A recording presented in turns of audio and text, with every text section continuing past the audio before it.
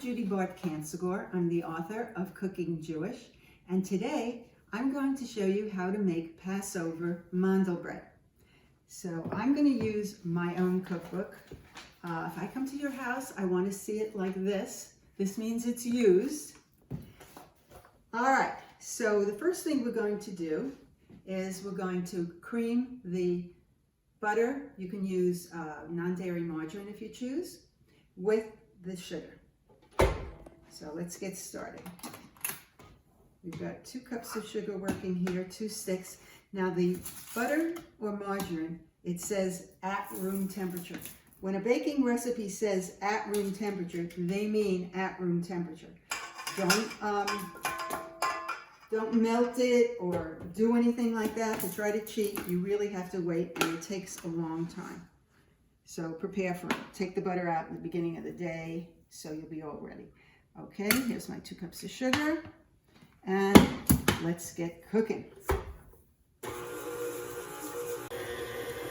Okay, this has been going for about 2 minutes, so it's nice and creamy. We're going to add the eggs one at a time. And the eggs were supposed to be at room temperature as well. In the cookies, it's not that essential, but in baking the cake, it really is. So follow those kind of directions.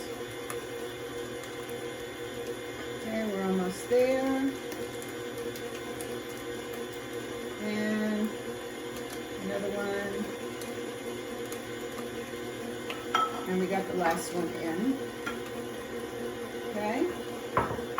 I'm going to stop it now and just scoop around, get everything together.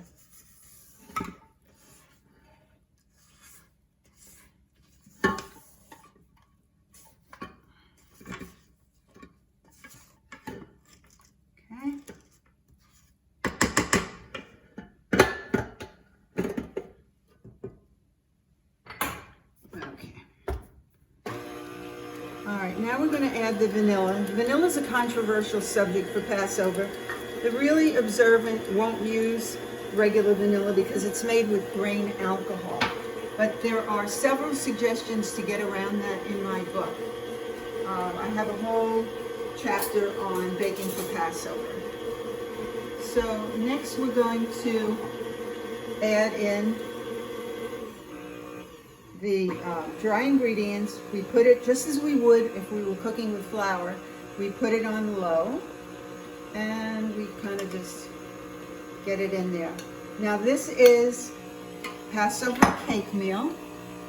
It's not the same as matzah meal. This is cake meal. And hopefully you can buy that near you. Okay, the cake meal is all incorporated. Now we have the potato starch. You know, you can convert some of your recipes, baking recipes, for Passover, especially if it's a cookie, because there is a formula for converting regular flour by using a certain proportion of cake meal with potato starch. Okay, that looks pretty mixed. Yeah, now the good stuff. We want to put in the chips. If I'm making cookies for Passover and I'm having a mixed group, I never put nuts in it because, you know, there are people with nut allergies. I just make these with just the chocolate chips. But let me tell you, if you're allergic to nuts and you're allergic to eggs, Passover is going to be a long week for you.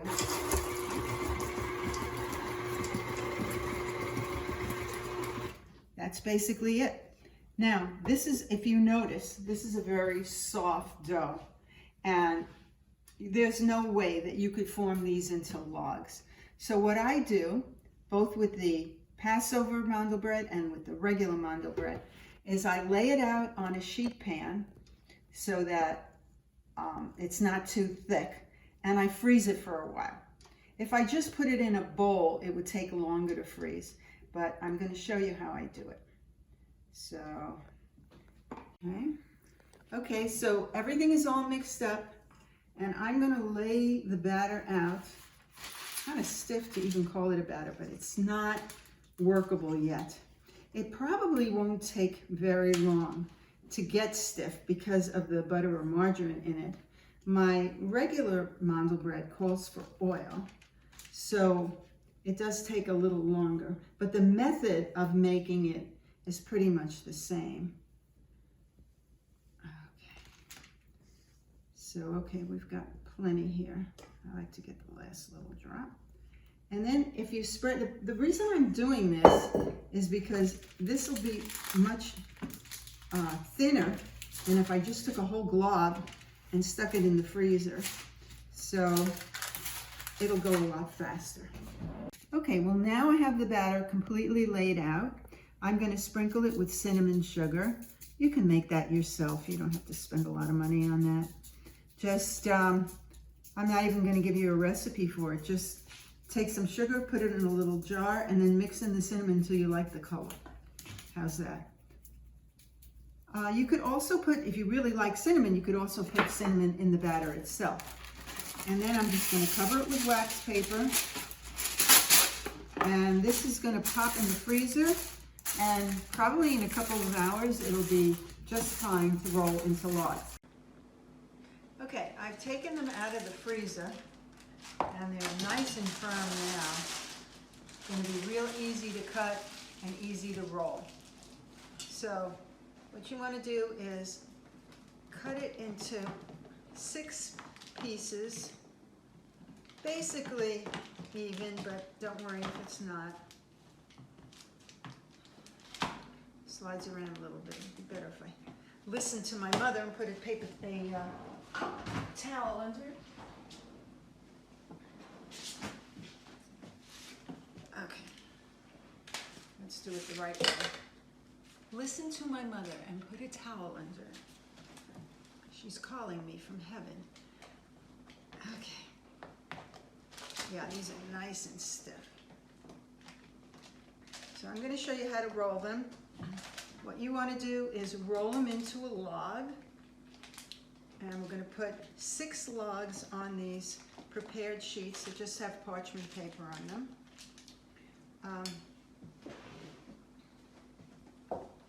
Okay, so if I were making regular mandel bread, I'd be sprinkling flour on my board. But of course now I'm going to use cake meal just to help it so it doesn't stick. All right, these are really firm, so I may have to use the temperature in my hands to soften them a bit.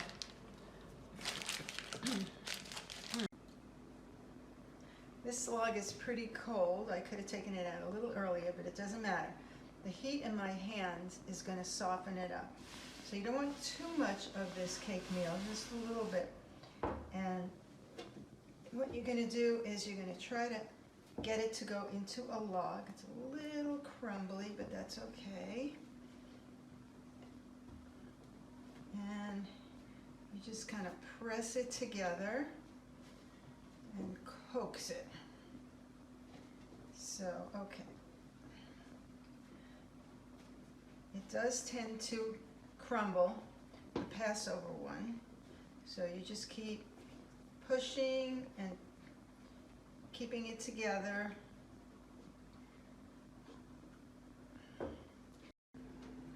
As you're rolling, you're going to see it crack. And if you see a crack, just push it together. This won't happen with the regular mandel bread that you make all year with the flour, but you know, the combination of the cake meal and the potato starch is not quite like flour. So when you get to about this thickness, and you can go in the middle with your bottom of your palms to make it roll, then you can just pick it up and throw it down. And of course, if you have your trusty assistant Anne making them into balls for you, I'll send her over. Makes it go a lot faster. Especially when you first start with the roll, you can see all the cracks and you can feel them. But it's okay, don't panic. See, this happens. Just push it back. It's very forgiving. All right, we have our logs. I like to look them over, see if I see any cracks. As I mentioned, if you see a crack, just push it here like this. Just push it together. And get them here, see? Just push them together. And if you miss them, don't worry about it. Okay, so I have the oven preheated to 325. I'm going to put them in together, the middle two racks, and they're going to bake for about 30-35 minutes. But I'm going to take them out in between, and I'm going to put the top to the bottom to the top, and I'm going to change the front to the back and the back to the front. Every home oven is off, so you're going to have to figure out your oven, every recipe. And also, the same oven is different temperature in the front, in the back, up, down. That's why I like to rotate them. So that's what I'm going to do, and I'll show you what it looks like and what you have to look for when they're finished with this particular stage. Okay, so I took them out of the oven. On my oven, it took 35 minutes for this stage. Halfway through, I exchanged the pans top to bottom, front to back, so that they would bake evenly. And if you notice, I'm not panicking, but they do crack. Don't worry about it. They're gonna be cut on the diagonal, so you're not really even gonna see it. You may have a few that'll fall apart, but you know, that's the cook gets to eat them. So don't worry about it. Okay, 10 minutes has passed. These have cooled a little bit. If you try to cut them when they're really hot, you'll get crumbles. We may get crumbles anyway. This is going to be a good experiment. So you want to pick it up from both sides. You notice how this is, well, you can't feel it, but if you see it, it's a little brown, and the main thing is watch the bottoms. You do not want the bottoms to burn, and these are perfect. Okay, so you're going to cut it on a diagonal. And the best way to do it, so you can avoid as many fractures as possible, is to hold with your other hand, this is my left, hold it together, and you must use a serrated knife. This is a bread knife. And just saw it like that. And these are about, I don't know, a little less than an inch. Now you're gonna just put them on their side like this, because the last thing we're going to do is we're going to bake them. I like to bake them for about 5 minutes and then turn off the oven and wait till tomorrow morning. That way they're really, really crispy. If you're in a hurry, you can do 10 minutes and then see how hard they are. Depends upon your oven. You might like them a little less crispy than the way my family likes them. So maybe you won't leave them in the oven overnight with the heat turned off. Maybe you will leave them for an hour or two, or just until the heat is over. Now, these little ends, these are for the cook or the helpers. Okay, so to show you again, you're picking it up on both sides. Carefully bring it over to here. Start cutting on the bias, diagonal. Hold on to this edge. See, they will start to crack, but don't worry about it. We're going to bake them again. Mandelbrot are twice baked cookies. And of course, all the crumbs are for the baker. Okay, so that's that.